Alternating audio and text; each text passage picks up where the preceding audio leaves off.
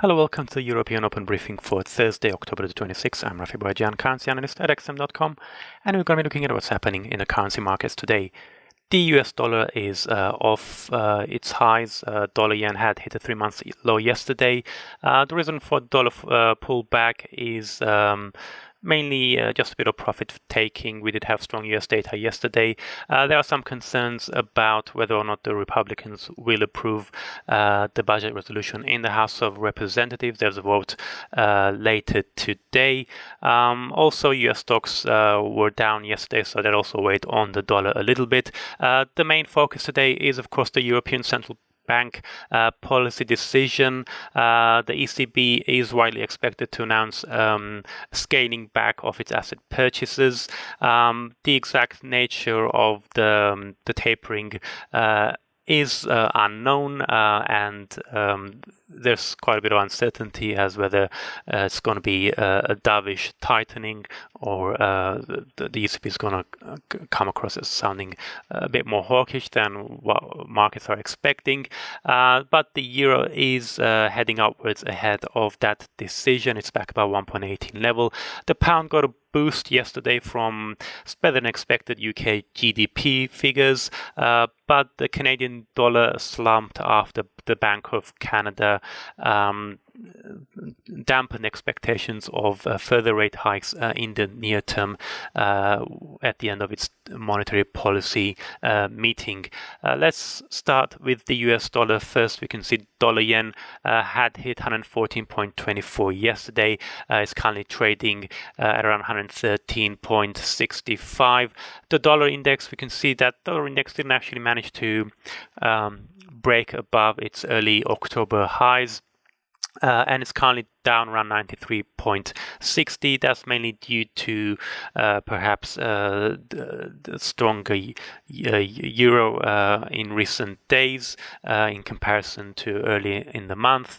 The 10-year yield on US Treasuries had hit a 7-month high yesterday of 2.475%. It's down slightly today. We also saw shares in Wall Street also coming off record levels following some weak earnings announcements, but we did have very good data. Durable goods orders jumped by 2.2% in September versus expectations of just 1%, and we saw a huge surge in new home sales rising by 18.9% in September. So all of that has reinforced expectations that the Fed will raise rates once again in December, but there are some short-term concerns, mainly on the tax front. The House of Representatives will be voting on the budget resolution later today. We had a similar vote in the Senate yesterday, but there is rising opposition within the Republican Party as the budget resolution is proposing eliminating some tax breaks, which many Republicans are opposed to. The vote is later in the day. We're going to see whether or not that's going to be passed or not. If it doesn't, it could potentially lead to the dollar declining further. And there's some developments on the Fed chair front. There's reports that Trump's economic advisor Gary Cohn, who was an early favorite to become the next Fed chair, is apparently out of the race. He's unlikely to be selected by President Trump. And Yellen is also looking stronger this morning, in fact. So the race is pretty much appears to be tied between Yellen, John Taylor, and Fed Governor Jerome Powell. An announcement on that is expected before November 3rd, so it could come within the next few days. Let's move on now to the euro, because it is the big news of the day, or will be the next big news of the day when the ECB announces its policy decision later.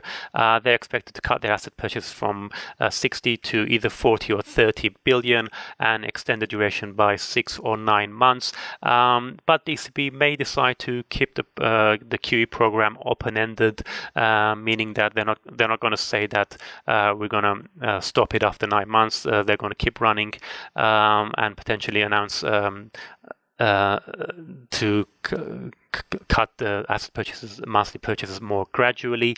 So that would potentially be seen as very dovish by the ECB and could weaken the euro. It's also going to be important what they're going to say in their forward guidance, particularly on how quickly interest rates could be expected to rise. So all of that will play a big role in terms of how the euro responds to the ECB announcement. There's also, of course, going to be a press conference by Mario Draghi. In the meantime, we are going to see the Catalan Parliament meeting today to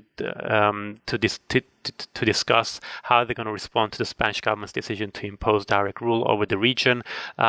So there could be potential development there that could hurt the euro or maybe even boost the euro during the course of the day. In the meantime, the euro appears to be comfortably above the 1.18 level. Let's look at sterling now, because we saw that big jump yesterday in the pound against the dollar from 1.3110 to almost hitting 1.3230. That's more than 1 week high. The UK economy grew by 0.4% quarter-over-quarter in the third quarter of the year, beating forecasts of 0.3%, and 0.3 is how the rate it grew in the second quarter. The annual rate was unchanged at 1.5%, but the fact that UK economy is not slowing down further and in fact gained some momentum in the 3 months to September suggests that the Bank of England will feel comfortable enough to raise rates when it meets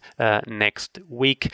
So that's why we saw that big jump in sterling, although we are likely to see further gains unless the Bank of England signals further rate hikes are on the way. And as far as Brexit is concerned, David Davis, the UK Brexit minister, did say that the government will try to secure a transition deal before the end of the first quarter of 2018. So that was some comfort to businesses in the UK, eliminating that, because that would eliminate quite a bit of uncertainty for UK firms. Let's look at the Aussie and the Kiwi, because both currencies continuing to struggle. Today, the Aussie is down 0.3% against the dollar, currently at 0.7680. The Kiwi is down 0.20%, currently around 0.6870. We had that weak inflation numbers out of Australia yesterday for the third quarter, which led to that sell-off in the Aussie, as the weak inflation readings meant that the RBA is now unlikely to raise rates until towards the end of 2018. We had export and import prices today out of Australia as well, which showed a big drop in import prices. So that also doesn't bode well for the near-term or medium-term inflation outlook. And in New Zealand, we had that the formation of the new Labour-led coalition government.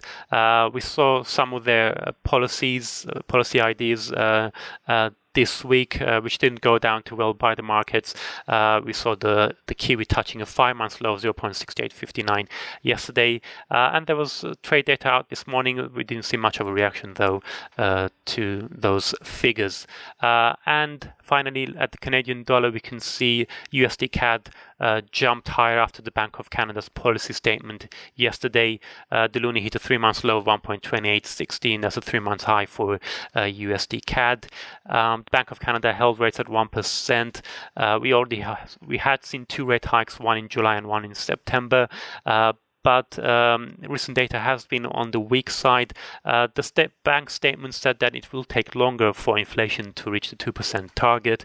And then at a press conference with Governor Stephen Paulos, he said that the Canadian economy is currently in a sweet spot as there is more growth but less inflation, suggesting that they're not worried about inflation at the moment, and so they could potentially be on hold for a while longer than what markets had been anticipating. And in the meantime, oil prices although we haven't seen much of a strong correlation between oil prices and the loonie, we did see the oil prices fall back yesterday. We did see a surprise increase in US crude stocks for last week, although gasoline and distillate stocks did fall sharply, but nevertheless the rise in US crude stocks did weigh on both WTI and Brent crude prices. Finally, looking at today's economic calendar, we can see the Australian and New Zealand data there. We did have central bank decisions from Sweden. The Riksbank held rates at minus 0.5% as expected. They did sound a little bit more hawkish, which did see some gains for the Swedish krona. And in Norway, they also held rates as expected at 0.5%. We do have the ECB policy decision coming up at 11:45 GMT and Mario Draghi's press conference at 12:30 GMT. In the US, the main focus will be on the weekly jobless claims as well as pending home sales. That's it from me. Thank you very much for watching and have a great day.